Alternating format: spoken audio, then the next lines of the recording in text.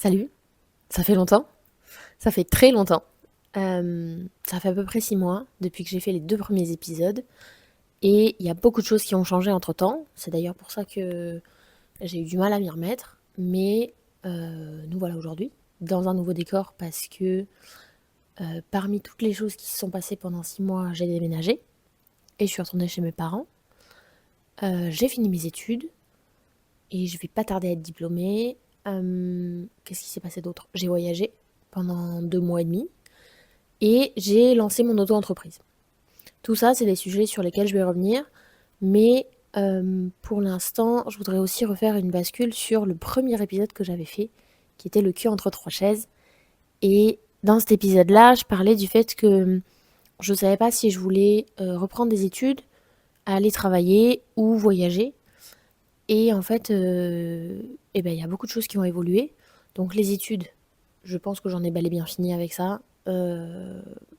C'est non. Vraiment, je veux plus. J'en ai marre. Voyager, bah, je l'ai fait. Ce sera un épisode à part entière et je vous raconterai tout ça. Et travailler. Bah, c'est le cas aujourd'hui, mais sous un statut un peu différent. Mais j'y reviendrai un peu plus tard. Tout ça pour en venir au sujet du jour, puisque le sujet du jour, c'est l'avenir. Voilà. Un sujet bien vaste, bien large, euh, qui va pouvoir prendre un peu n'importe quelle direction. Donc le sujet de l'avenir, en fait, c'est parce que je suis complètement terrifiée par l'avenir. Je trouve ça angoissant au possible, parce que donc j'ai déménagé, je suis retournée chez mes parents et je trouve que on est dans une phase, en tout cas je suis dans une phase de ma vie où je vois que tout bouge et tout change. Là, on est sur un entre-deux avec la transition études-travail, en théorie. Euh, et en fait, j'ai l'impression de faire 3 pas en arrière quand tout le monde fait 3 pas en avant. Les gens emménagent ensemble, trouvent un travail, commencent à construire des choses un peu durables. Alors que moi, bah, j'ai emménagé chez mes parents, donc j'ai plus d'indépendance. Euh, j'ai un travail qui me permet pas d'avoir une visibilité sur l'avenir, et je vous en parlerai après. Et en fait, j'ai l'impression d'être coincée et de pas pouvoir avancer quand tout le monde a la possibilité de le faire. Donc c'est un peu compliqué. Euh, mais bon, c'est la vie.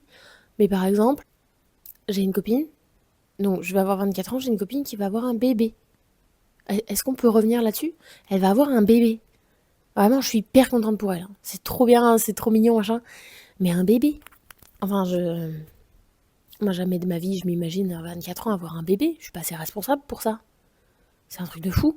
Alors, on n'a vraiment pas du tout la même vie, hein. Elle est carrément prête à être maman, mais mon Dieu, un bébé, c'est fou. Moi, je sais déjà pas accorder mes chaussettes, enfin, c'est n'importe quoi. Et heureusement que moi, j'ai pas de bébé. Bref. Je suis hyper contente, hein, mais ça m'a quand même vachement marqué. J'ai toujours dit que le regard des autres, et en tout cas la vie des autres, ça m'importait peu. Mais en fait, j'ai quand même super peur d'être à la traîne. Vous l'avez peut-être compris là, pendant les quelques minutes qui ont précédé ça. Je suis terrifiée par l'avenir et j'ai peur d'être à la traîne. En fait, j'ai peur de me dire que je vais être la dernière à faire un truc. Je vais être la dernière à construire quelque chose de durable. Alors que c'est débile parce que chacun prend son temps et chacun fait ce qu'il veut. Mais je trouve ça hyper flippant. Mais d'un côté, j'ai pas envie de me dire qu'à presque 24 ans, mon avenir il se résume à trouver un travail, trouver un logement, quelqu'un et mariage, chien, enfant. Et c'est tout. En fait, je trouve ça hyper triste de me dire que je vais me mettre dans une routine à cet âge-là, alors que c'est pas viable de ne pas en créer une, parce qu'on peut pas vivre à 100% et faire des choses exceptionnelles tous les jours, mais j'aimerais que ce côté exceptionnel, il dure encore quelques temps et me dire que j'ai encore la possibilité de faire quelque chose d'exceptionnel. J'ai pas envie d'avoir une existence un peu basique. Alors c'est hyper flou ce que je raconte, mais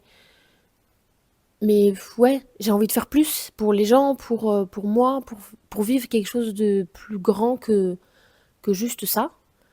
Je sais pas encore quelle forme ça peut prendre, mais j'y réfléchis. On verra bien comment ça se passe, mais ouais, je veux vivre quelque chose de plus grand et plus fort que juste une routine dans laquelle je vais me mettre à 23 ans. Alors que c'est hyper rassurant d'un côté d'en avoir une. De se lever tous les matins en sachant où est-ce qu'on va, pourquoi et pour combien de temps. Mais je crois que je suis pas prête à ça. Après, cet exemple de non-routine, il est parfaitement illustré par mon travail, puisqu'aujourd'hui, donc j'ai lancé mon auto-entreprise et je bosse pour mon ancienne alternance. Donc j'adore mon taf, mais ce statut-là ne nous permet pas de voir plus loin. En fait, je peux me projeter sur un court, voire un moyen terme, mais c'est tout. À aucun moment, je peux me dire, oh bah tiens, dans 3 ans, je ferai ça et ça, parce qu'en fait, je sais même pas où je vais.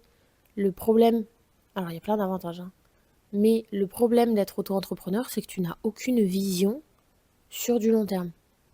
Ça veut dire que, en fait, je sais pas à quoi va ressembler mon quotidien dans quelques mois. Je peux pas prendre de logement parce que trouver un logement quand on est auto-entrepreneur, c'est un cauchemar, parce que les agences ne veulent pas de nous, les particuliers ne répondent pas, et si je veux devenir propriétaire, bon, eh ben on est mal barré. Donc en fait, là, j'ai un peu l'impression d'être coincée et de juste pas pouvoir bouger les choses. Euh, donc c'est un peu frustrant. Et par exemple, auto-entrepreneur, je ne peux pas m'imaginer les vacances, en fait, parce que techniquement, j'en ai pas. Donc je sais pas quand est-ce que je peux partir ou comment. Voilà.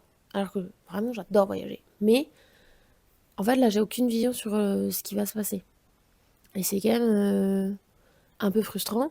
Et du même côté que le travail, je peux pas imaginer d'évolution professionnelle.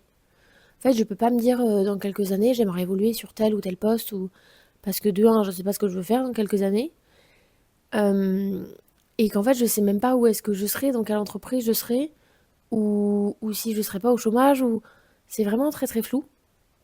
Et c'est un peu un problème, mais, euh, mais bon, je crois que j'ai pas le choix.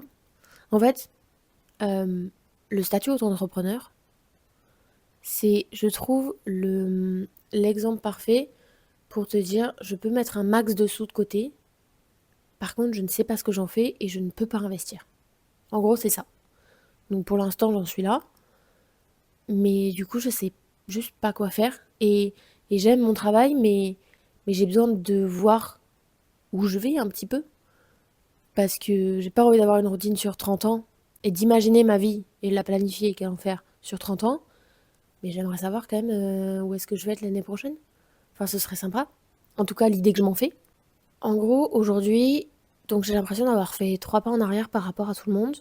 Mais c'est surtout que j'ai l'impression que j'ai le droit de m'imaginer mille et une carrières, mille et une possibilités, mais qu'en réalité, rien n'est atteignable.